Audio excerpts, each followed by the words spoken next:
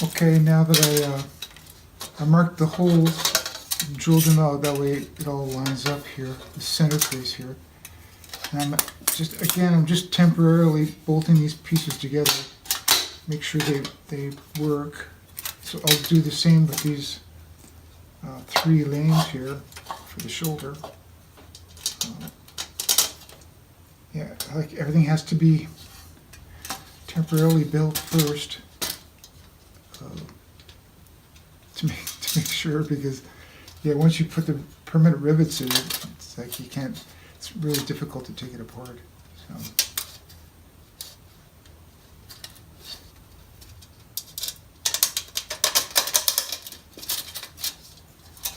Okay, so everything's looking good. Everything's lining up. Yeah, got the center crease. Got the drop ledge that comes up to a point. This is a kind of a motif or a theme or decoration that I'm trying to, apply. I applied it for the legs and now the shoulders. I'll probably do something for the arms to match as well. But yeah, as you can see, it's almost ready to do final cleanup on it. So yeah, I'm just gonna show another example of how this should be put together. All right, so we're almost done. This pauldron here. I was going to show you what's going on. You can see on the outside what it looks like, but what's going on behind is actually pretty interesting. Normally, I've got another old pauldron here.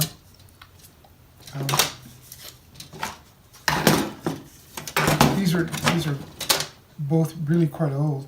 This one here is 16th century, but it's so old that it's missing all the leather parts to it, because leather just doesn't hold up. It gets crusty and old, falls off. Here's one that still has some leather pieces in it, and you can see these lanes are held together in the middle with leather, and then it's got slotted rivets here that move back and forth. And then sometimes, instead of having a pivot rivets here, they actually have a leather piece, and that's why you'll see 2 holes on the front of these bottom lanes on the pauldrons here. So you can see how this would work, because it gives you more flexibility. So it's similar to the one that we're doing here. Yeah, this is gonna. Even though it's a display piece, it still has some flexibility to it. So just more time spent on a historical reproduction compared to a display model. Display model is still good because as for someone that just wants it to look real, sort of, because I'll be putting basically these are basically faux black brass rivets in here. Normally there would be leather behind there, but so if it's just a display model, you wouldn't be able to tell the difference. So that's kind of where we're at right now. So we're just about to put the final brass rivets in it. All right, so now we've finished putting it together just with the bolts, nuts and bolts. Again, we're not going to do the final cleanup until everything's finished. But someone's asked me, just out of curiosity, for sure, and I know I asked the same question, is like, what is the, weight and thickness and stuff like of the pieces that I make versus an historical piece? So this was kind of the one we're basing it on. This one's 16th century. That's the right side. And this is the left. Again, there's some differences because with this one here, it's got rolled over edge with wire in it. It's missing the leather. These are retrofit. They're probably from another suit of armor because you can tell they don't really fit. But still, the whole idea is we've got 3 lanes here, and on ours we've got 3 lanes. So let's do a weight comparison. So here's I got an old scale I use a lot. So let's do a comparison here. So this is the historical pauldron, and it weighs almost 2 pounds exactly. And here's our version. And what's the weight on that? It's a little over. It's about almost 2.5 pounds. So, well, I think it's slightly bigger. The actual model itself is slightly bigger. So, but, yeah, as you can see, mine's a slightly larger version, but they're pretty close. So, and this is 20 gauge cold rolled, and yeah, I mean, 40 years ago I was doing the same experiment, and basically, yeah, it's the weight the thickness of steel and is basically identical to what they would have used back in the Renaissance. All right, so now what we're going to do is the customer, like this is kind of a basic pauldron, but what my customer wanted me to add to this is a hot piece. Like sometimes you'll see, especially on the left side, like an extra bar or something to give it more strength, but also it was meant to stop a glancing sword. So what I'm going to do is I'm going to attach this hot piece, where it's kind of like I call it stop guard too. Got to form it to be riveted onto this pauldron here. So yeah. So what I do is, I know I've cut it out and roped it already. So at this point, I'm going to make this crease in it here. So I've got my creasing wood, as usual, and my creasing bar. And I just lay it on over it. Like this, just line it up, because I made this mark here. So I'll line it up in the crease groove. And it's not that deep of a crease, so yeah, just a kind of a basic crease mark. You see that there? And then, yeah, so I'm going to try to form this. I usually do it over like an anvil horn or something, but I want it to conform to this. But see, this crease mark here, the center crease, is what I'm shooting for with this mark here. So I want to make it match like that. But I got to bend it form to the pauldron, so I keep that handy.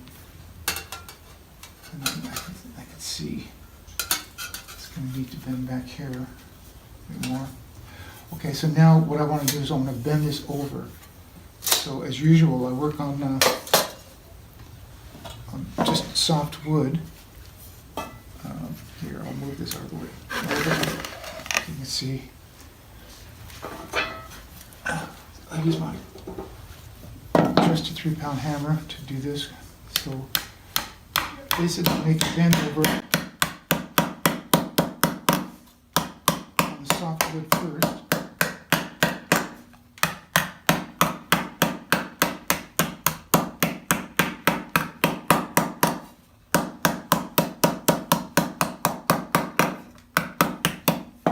We want to try to get a 90 degree. So again, I sort of start comparing or start realizing, looking at it and comparing the shape. So bend it over.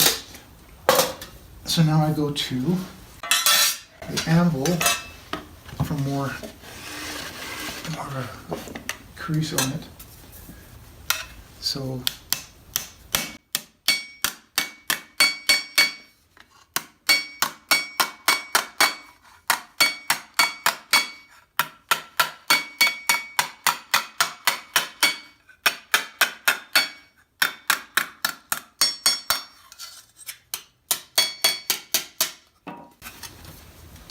keep working at it, just more and more, shaping it.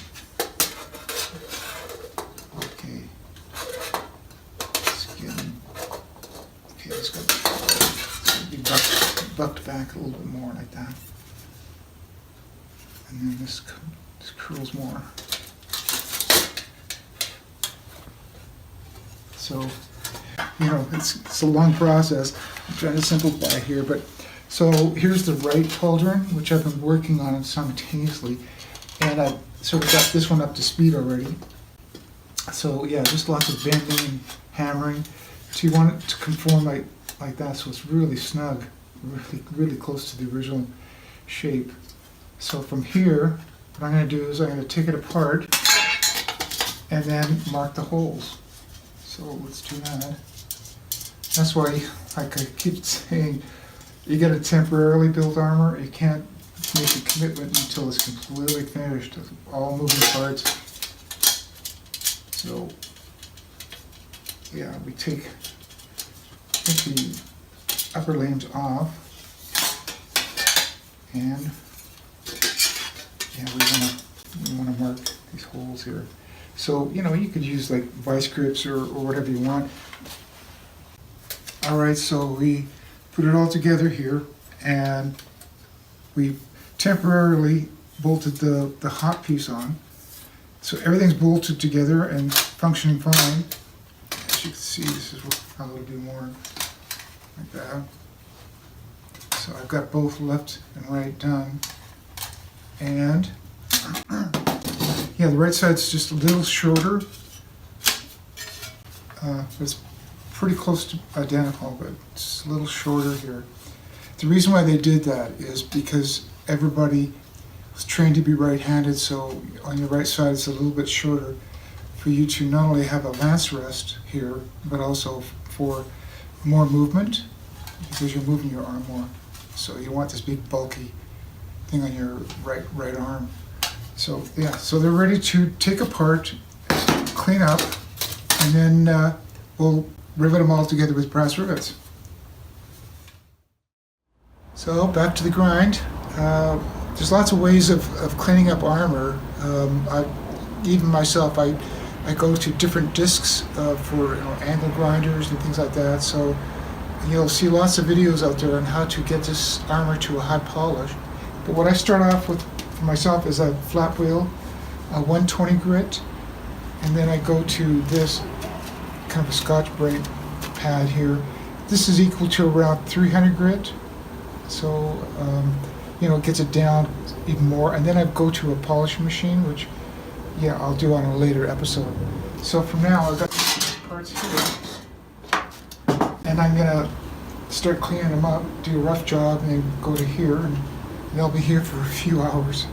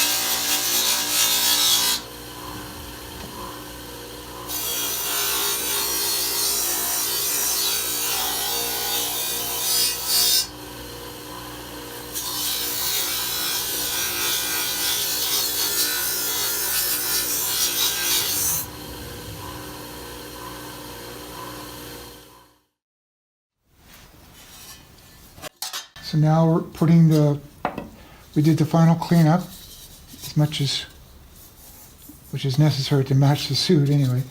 We're not going high polish, so it's just it's got kind of a brush steel finish to it. So yeah, now I've been working here putting some decorative rivets in it. It's got really shallow versions. So yeah, I got to do that more here at the front, and then we'll start attaching pieces here too. So we'll do some decorative rivets. These are very, very short, and even as short as they are, we still have to cut them off.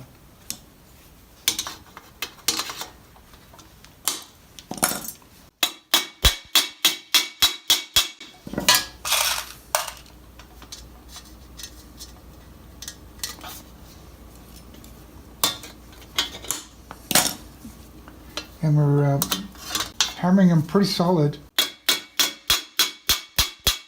because we don't want them to rattle. It's just a form of decoration.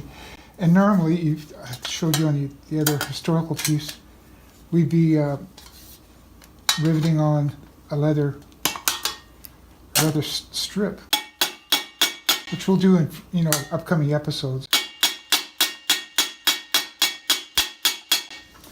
including picadilles.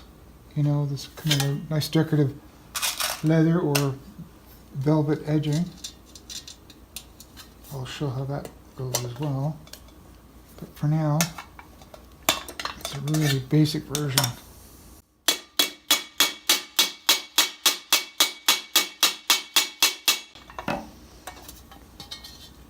Yeah. Okay, so from here, what we'll do is we're going to attach the hot piece on. This piece here with rivets. Again, these are going to be fixed rivets, so they're going to get pretty tight. And we definitely want them to be flush because we don't want it to interfere with the movement of the upper lames because they still articulate. So again, we're going to cut this off short.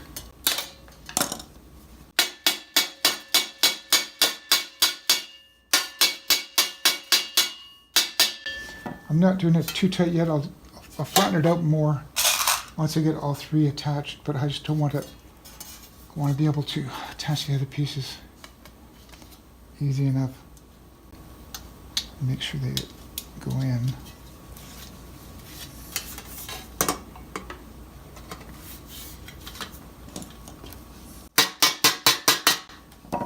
Cut it off short.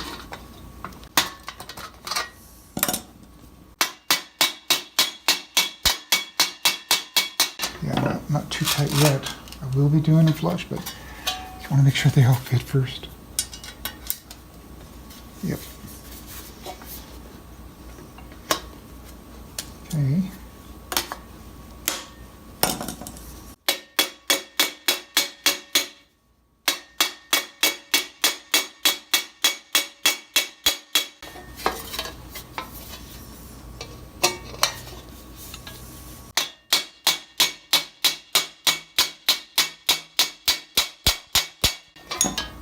Every time I got to make sure it fits to this rivet set.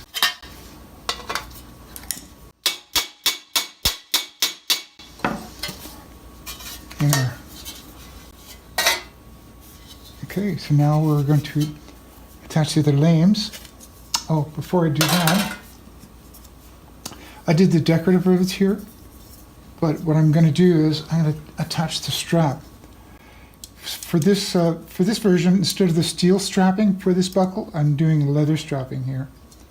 So I'm doing the decorative rosette, oops, as the washer. It's not easy sometimes, especially when you fumble pieces. And then we're gonna make sure by putting a washer here that it'll be able to spin. So this will be riveted kind of loosely, like not tight, just semi-tight.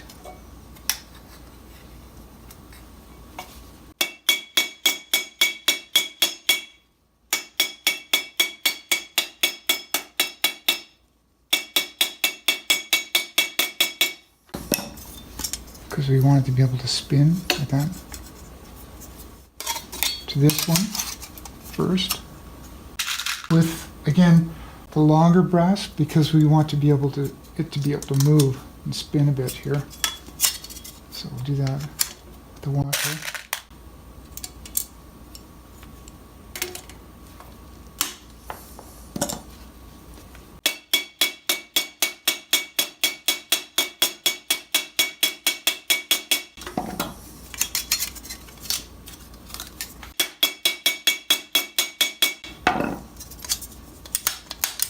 We got movement still there.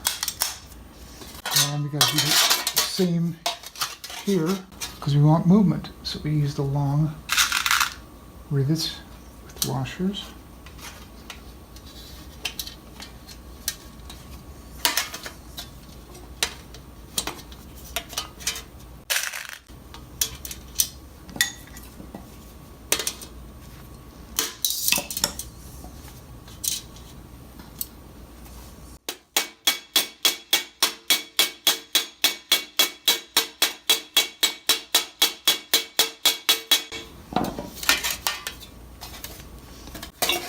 that.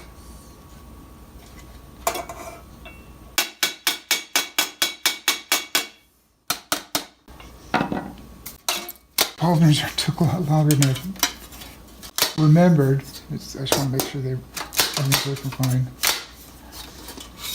And so doing a historical version with, all the leather and rolling this edge over, probably twice as long. So again, that's where, I tell my customers, if you want to pay extra, So basically all the armor is basically budgeted, for whatever their budget is. So if they want it to look historically accurate as possible, without, because they're not going to use it in particular, so it's a display model, like this customer, you're basically almost getting it for half price, because, if I did a real elaborate historical version, it's going to be twice the cost. So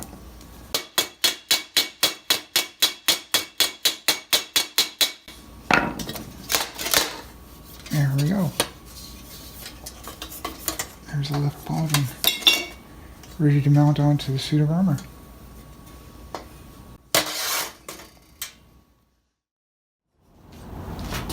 Okay, I finished the pauldrons. Got the left and right side here. As you can see, this is how that side will look on function on the armor. So we're mounting it on a project here, and it's really coming along.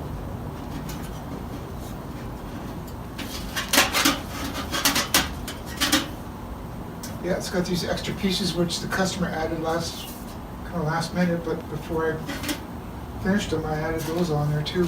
So starting next week, I'll start the arms, but I might do a lance rest. I'll probably make a lance rest for this as well. So that'll be the next upcoming project.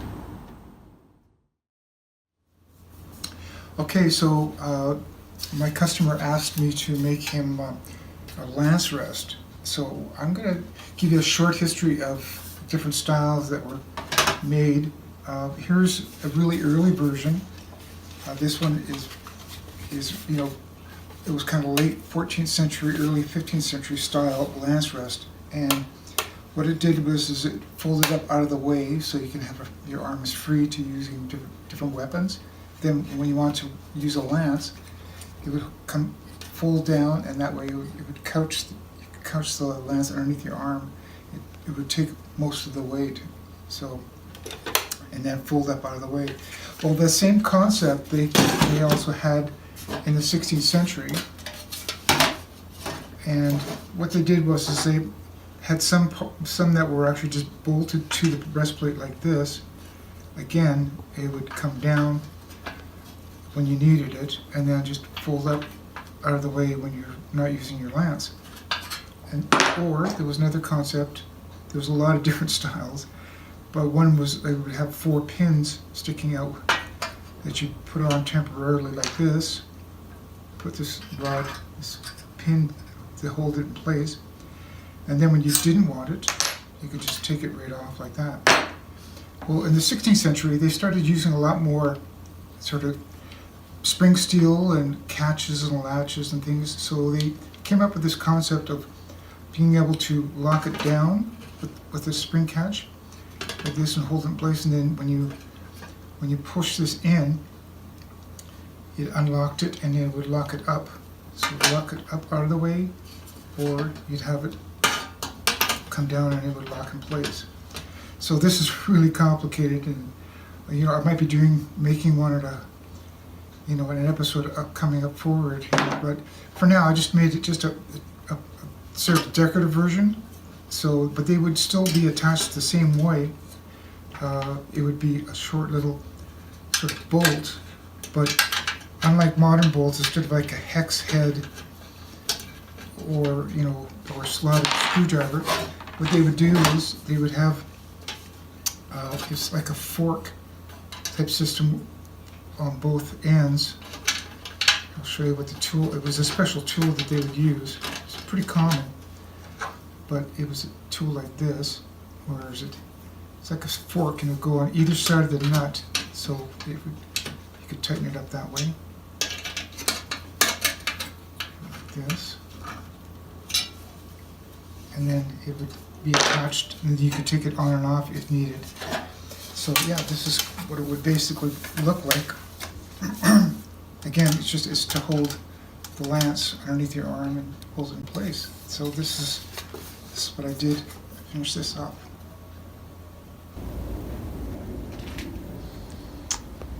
Okay, so I finished the pauldrons and the lance rest. So I'll be going on to the arms starting next week.